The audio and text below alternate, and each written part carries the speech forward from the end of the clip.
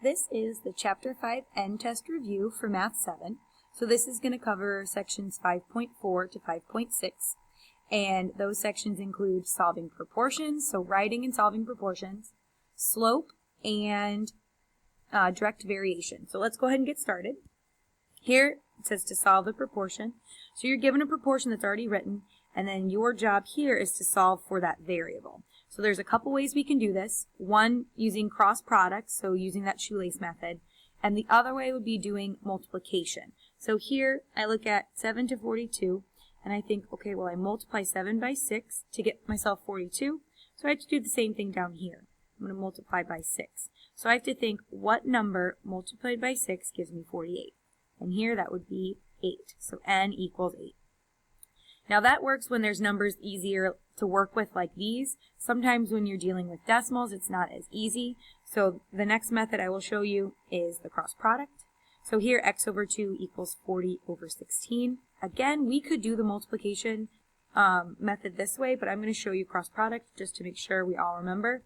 So we do x multiplied by 16, which is 16x. That equal sign, 40 times 2, gives us 80.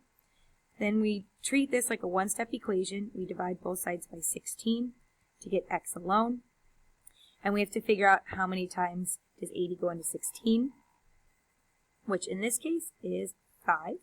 So our variable x equals 5. So those are solving proportions. You may also have to write a proportion given some information and then solve that proportion as well. Our next topic is finding the slope. So I'm sorry this is a little bit blurry. When I expanded it, got a little blurry, but we'll still be able to work with it. So here we have to remember that slope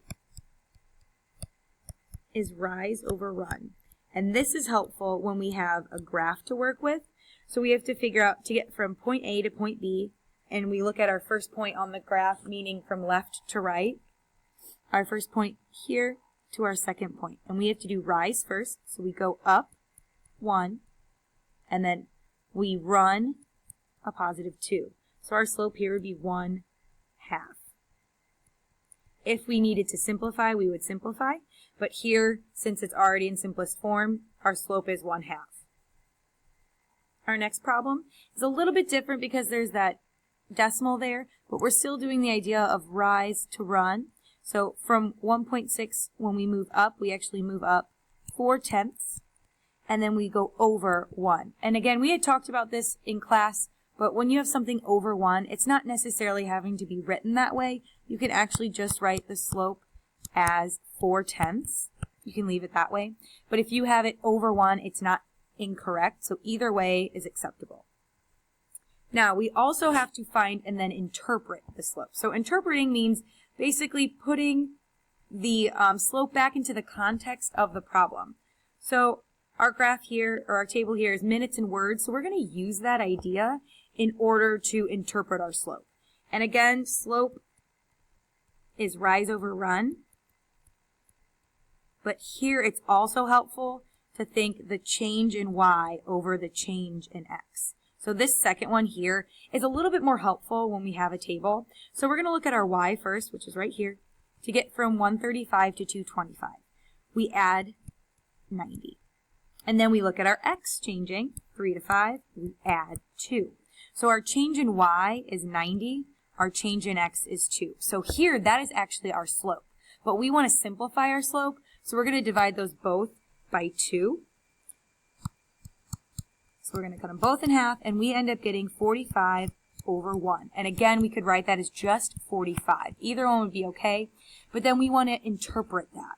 And since we're using our numerator, that number first, that's our y. So this means 45 words per 1 minute, or just per minute.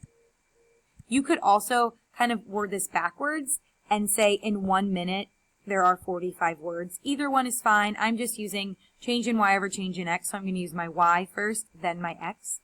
So we can go ahead to the second one here. Hours and miles. So I'm going to look in change in y over change in x. So to get from one y to the next, we're adding 10. To get from one x to the next, we're adding 2. So we're going to have 10 over 2, which is equal to 5 over 1, or just 5 when we simplify. And again, to interpret that, I'm going to use miles first. So 5 miles per 1, or just per hour. Per 1 hour or per hour. And here's our third one here. We're doing packages and servings. So again, change in y over change in x for our slope.